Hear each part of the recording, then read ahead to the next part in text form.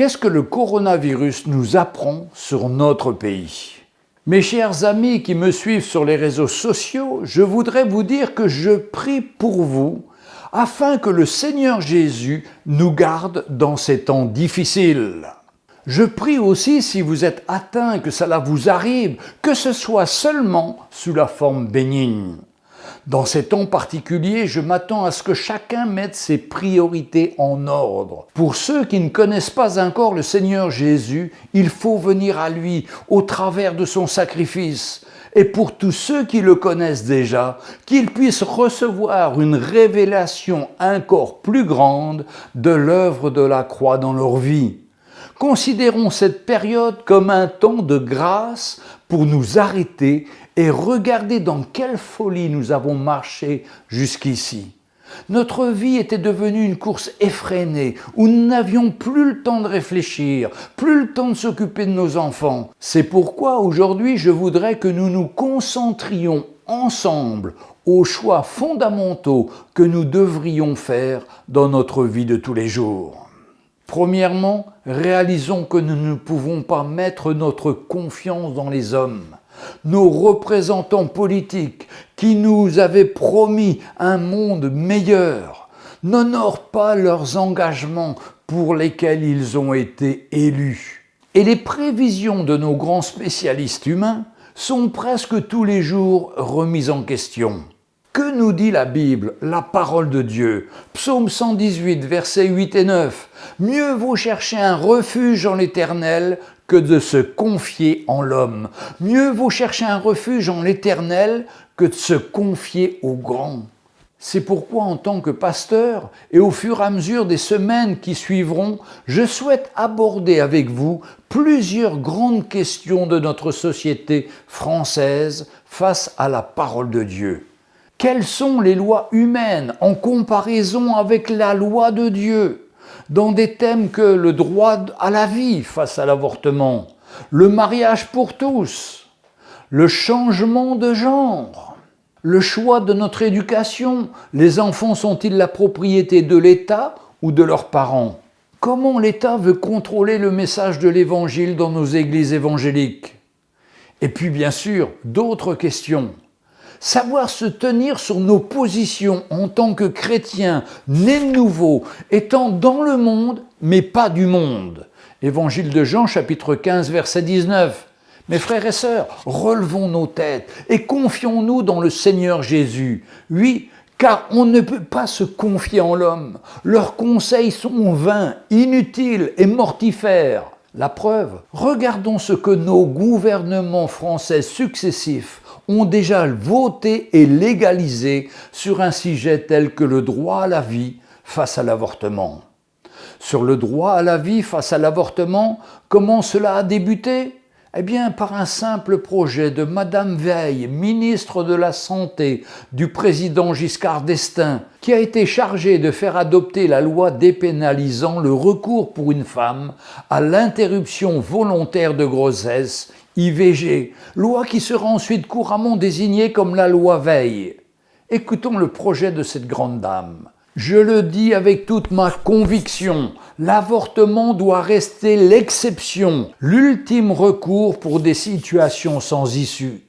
Mais comment le tolérer sans qu'il perde ce caractère d'exception, sans que la société paraisse l'encourager? Je voudrais tout d'abord vous faire partager une conviction de femme. Je m'excuse de le faire devant cette assemblée presque exclusivement remplie d'hommes. Aucune femme ne recourt de gaieté de cœur à l'avortement. Il suffit d'écouter les femmes. C'est toujours un drame et cela restera toujours un drame.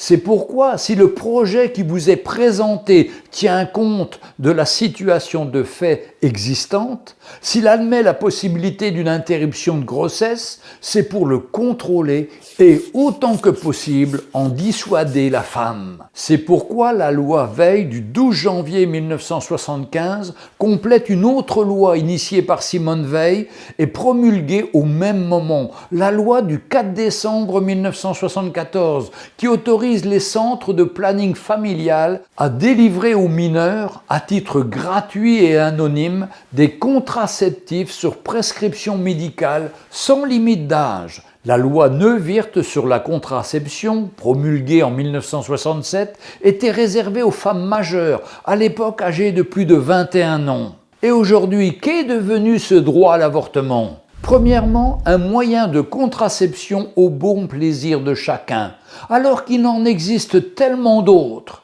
Deuxièmement, la liberté de tuer les plus faibles d'entre nous, c'est-à-dire les bébés sans défense. Troisièmement, l'avortement est devenu un moyen de régularisation des naissances au bon plaisir de chacun. Il s'agit là de la banalisation de 250 000 morts par an. L'enfant n'est plus une bénédiction, mais une gêne.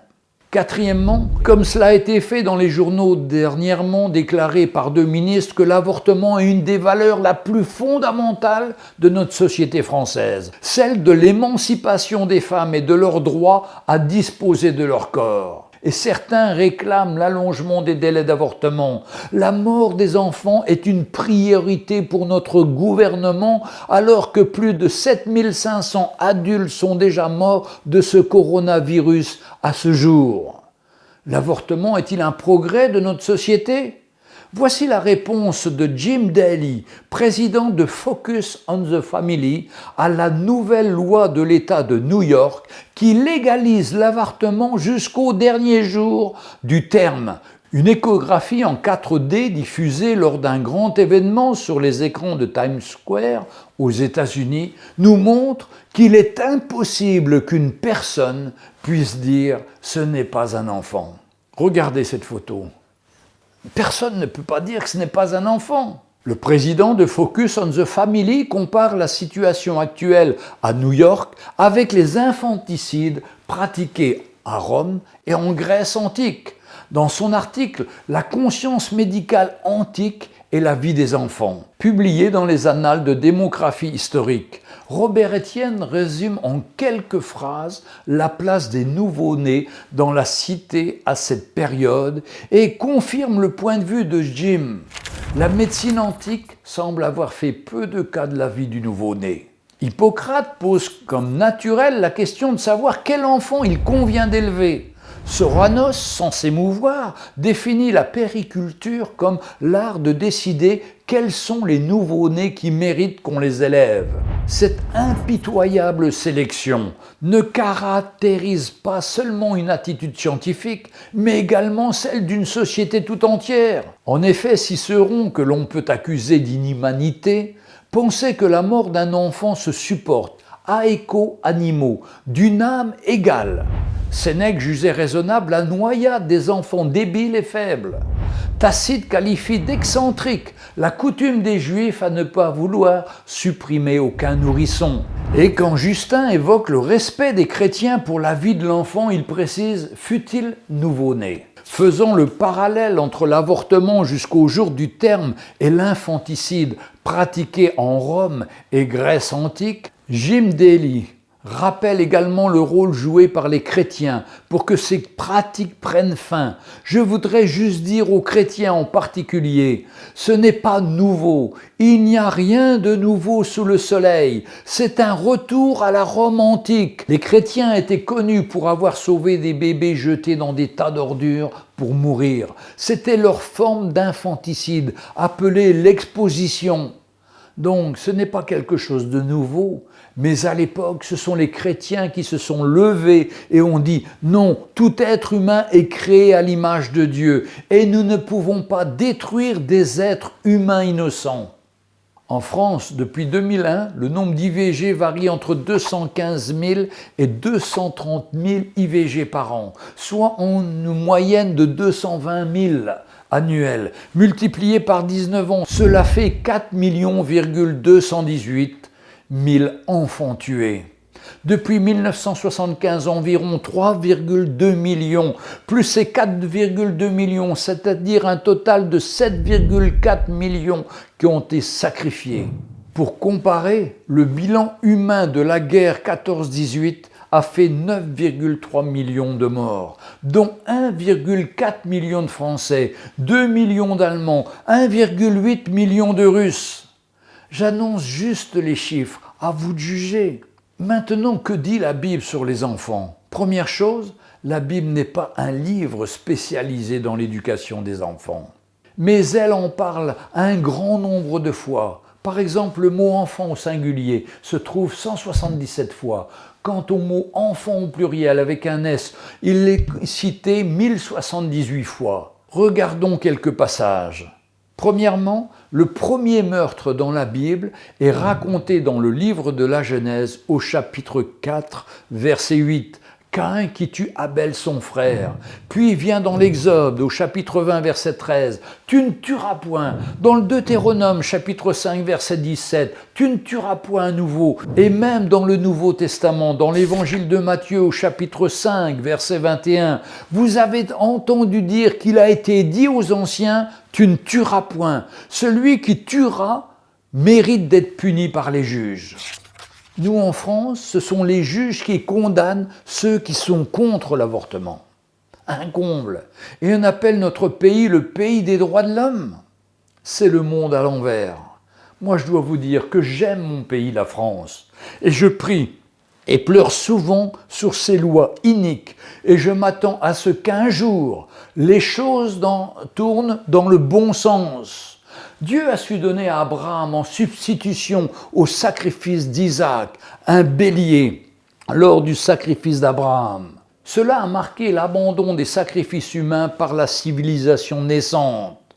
Écoutons ce que nous dit la Bible concernant nos enfants vis-à-vis de leurs parents. Psaume 127, verset 3. « Voici des fils sont un héritage de l'Éternel, le fruit des entrailles est une récompense. » Comme les flèches dans la main d'un guerrier, ainsi sont les fils de ta jeunesse.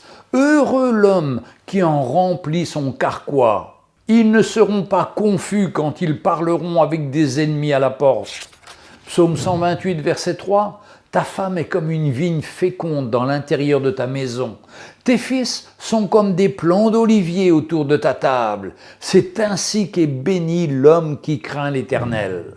Dans le livre du prophète Malachie, au chapitre 4, verset 10, il est dit « Il ramènera le cœur des pères à leurs enfants, et le cœur des enfants à leurs pères, de peur que je ne vienne frapper le pays d'interdit. » Dans l'évangile de Marc, au chapitre 9, verset 37, « Quiconque reçoit en mon nom un de ses petits-enfants me reçoit moi-même, et quiconque me reçoit, reçoit non pas moi, mais celui qui m'a envoyé. » Dans l'évangile de Matthieu au chapitre 19, verset 14, et Jésus dit « Laissez les petits-enfants et ne les empêchez pas de venir à moi, car le royaume des cieux est pour ceux qui leur ressemblent. » Dans l'évangile de Matthieu au chapitre 27 et au verset 25, et tout le peuple répondit « Que son sang, le sang de Jésus le juste, retombe sur nous et sur nos enfants. » Au Moyen-Âge, spécialement pendant les épidémies de peste noire, les Juifs étaient facilement accusés de sacrifier des enfants chrétiens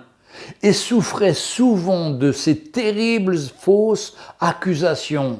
Le seul sacrifice que Dieu lui-même ait autorisé est celui de son Fils Jésus de Nazareth, qui s'est sacrifié sur la croix pour sauver le genre humain, pour justement pardonner les péchés de tous les hommes, de toute femme qui, entre autres, auraient eu recours à l'avortement. Ça, c'est la bonne nouvelle de l'Évangile. Rappelons-nous que de tout temps, pour une femme mariée, de ne pas avoir d'enfant était une grande humiliation, un brisement, une souffrance terrible. D'ailleurs, la vraie médecine essaye par tous les moyens de permettre aux couples d'être parents. Mais hélas, 10% des couples restent infertiles au bout de 2 ans de tentatives. Et ce chiffre est en pleine augmentation et dû à l'évolution des conditions de vie, du climat et de multiples facteurs aggravants. J'ai tenté d'analyser le budget de l'État de 2020 au niveau de la santé, mais bien sûr, aucun chiffre n'apparaît dans ces dossiers du PLF 2020 pour comparer le budget infécondité au budget avortement. Mais hélas, il est facile d'imaginer le déséquilibre criant. Il était simplement prévu cette année 2020 une baisse de 0,5% du budget sur la santé, tellement on était optimiste. Maintenant, mes amis, regardons le serment d'Hippocrate. Vous pouvez arrêter la vidéo pour le lire. Et il est dit « Je ferai tout pour soulager les souffrances. Je ne prolongerai pas abusivement les agonies. Je ne provoquerai jamais la mort délibérément. » Le Conseil national de l'ordre des médecins s'oppose à la suppression de la clause de conscience relative à l'IVG et rappelle qu'il s'agit d'une disposition fondamentale prévue par le Code de déontologie médicale et par le Code de la santé publique.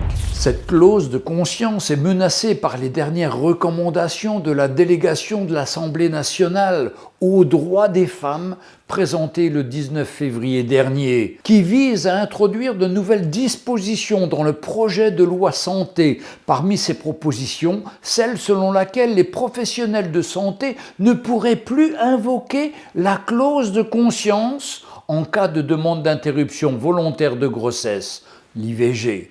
Cela suscite une vive inquiétude. L'Ordre des médecins souhaite rappeler que le Code de déontologie médicale et le Code de santé publique prévoient une clause de conscience applicable à tous les médecins pour l'ensemble des actes médicaux. L'Ordre des médecins ne comprendrait pas qu'un droit fondamental de liberté de conscience soit refusé à un médecin, alors qu'il fait partie des droits inaliénables de tout citoyen français. Depuis pas mal d'années, nous sommes dirigés par des hommes politiques qui ne sont plus des pères. Ou s'ils le sont, ils se montrent déficients entre ce qu'ils disent et ce qu'ils vivent. Et leurs enfants sont souvent de fameux garnements. Mais la parole de Dieu nous invite à être soumis aux autorités et il faut prier pour eux afin qu'elles ne promulguent plus des lois contraires au plan de Dieu. Dans l'épître de Paul aux Romains, au chapitre 13 et au verset 1, il est dit que toute personne soit soumise aux autorités supérieures, car il n'y a point d'autorité qui ne vienne de Dieu, et les autorités qui existent ont été instituées de Dieu. Et si ces lois sont contraires au plan de Dieu, la parole de Dieu nous dit alors dans Actes 5, verset 29, Pierre et les apôtres répondirent « Il faut obéir à Dieu plutôt qu'aux hommes ». Mais mes frères et sœurs, restons dans la paix, prions et attendons-nous à Dieu, car il est capable d'inverser complètement la situation en quelques mois. Donc soyons tranquilles, ne craignons rien, et que notre cœur ne s'alarme pas, comme nous dit Ésaïe au chapitre 7, verset 4. Prions pour notre pays, intercédons, demandons à Dieu de parler à leur cœur, à ces hommes, et afin qu'ils puissent reconnaître leur folie. Que le Seigneur vous bénisse. N'hésitez pas à mettre un pouce si vous avez apprécié cette vidéo et de vous abonner si ce n'est pas encore fait. Que le Seigneur vous bénisse et nous allons continuer la semaine prochaine sur ces différents sujets. À bientôt donc.